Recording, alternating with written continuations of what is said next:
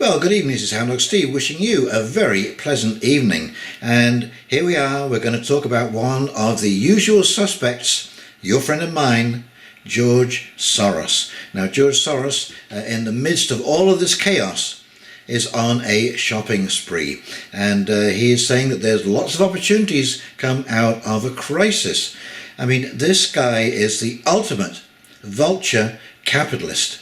He controls so many things that basically make his job so much easier to get the people in the positions of power that he wants to have in the decision-making positions. And I did a video a little while back about how he's basically taken over the Human Rights Commission, and he supports all of these NGOs financially throughout the world. And of course the people sitting on the boards of those NGOs are the people who end up getting elected to the commissions like the Human Rights Commission.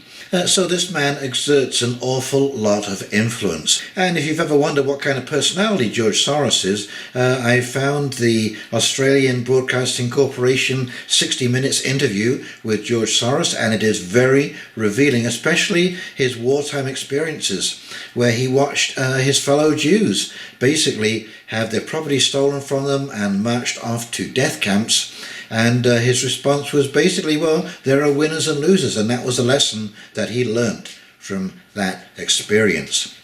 So now he is going to take advantage of all of these basically companies that are teetering now on the edge of bankruptcy, and he will be snapping them up at bargain basement prices. Apparently China is doing exactly the same thing, taking full advantage of this lockdown, which has crippled our economy. It has crippled many corporations, and of course what they'll be looking for is to buy the tech, especially China. China loves to buy up all kinds of technology, and again it does remind us of the problem with a heavily censored CCP type regime, is that everybody loses their inspiration and imagination through fear. And this is why they have to steal all their technology, because there's no innovation in China.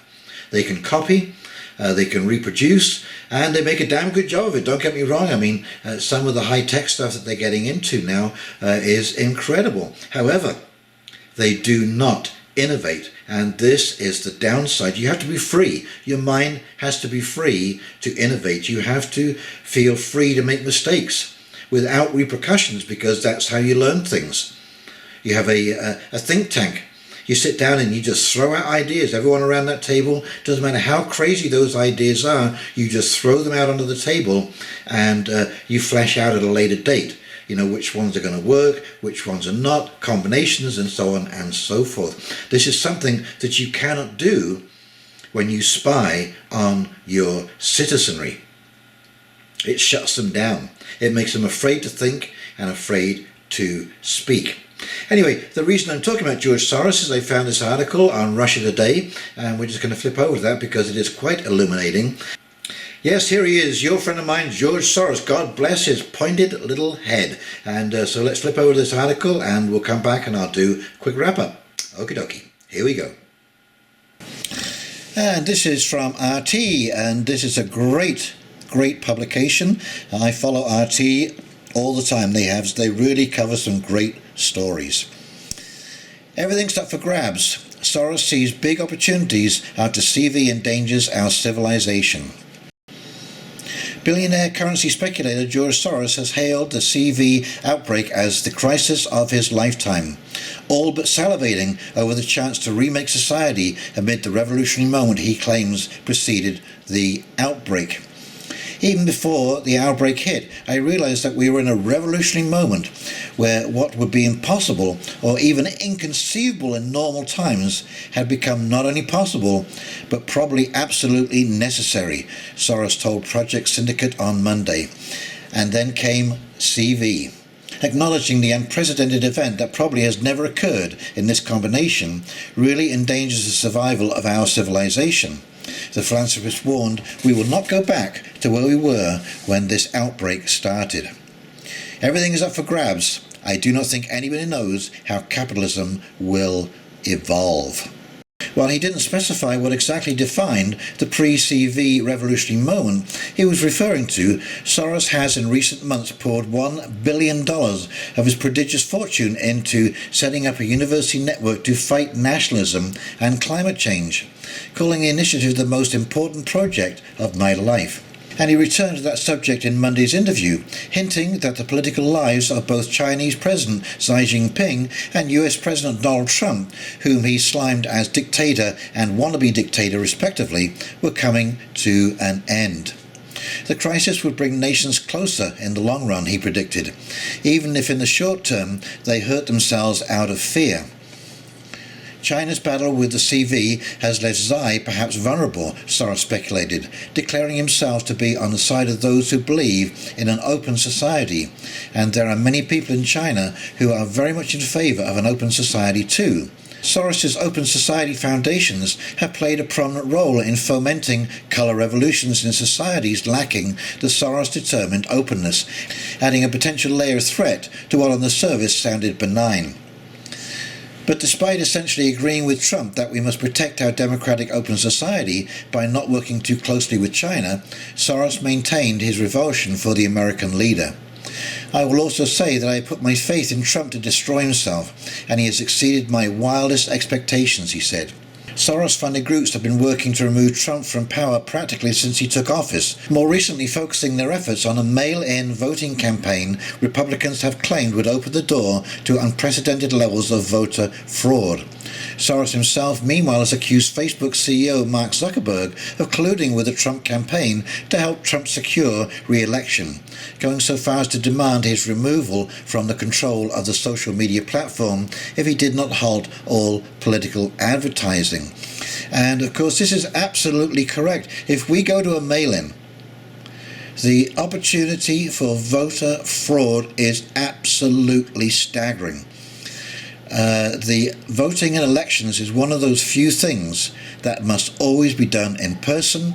It must be done except in exceptional situations like troops overseas, that kind of stuff, expats overseas that are allowed to vote. Yes, I can see that, but in the main election itself, the public must be allowed to vote in person by making an X on that ballot. This is not so hard to do. We have incredible counting machines, and it just ensures the absolute transparency of the whole process. In fact, Soros sees dictators everywhere, especially menacing the EU. In his native Hungary, he said Viktor Orban has already used the CV emergency and a captured parliament to appoint himself dictator. He also seems pained by the notion of Germany's legal challenge to Brussels on quantitative easing, expressing concern that other countries might follow its example and start placing their own laws above the EU's if the alliance didn't immediately slap down upstarts like Hungary and Poland when they violate the EU. There you go, inciting violence, and start placing their own laws above the EU? Well, that's what it should be. George, you've missed the boat.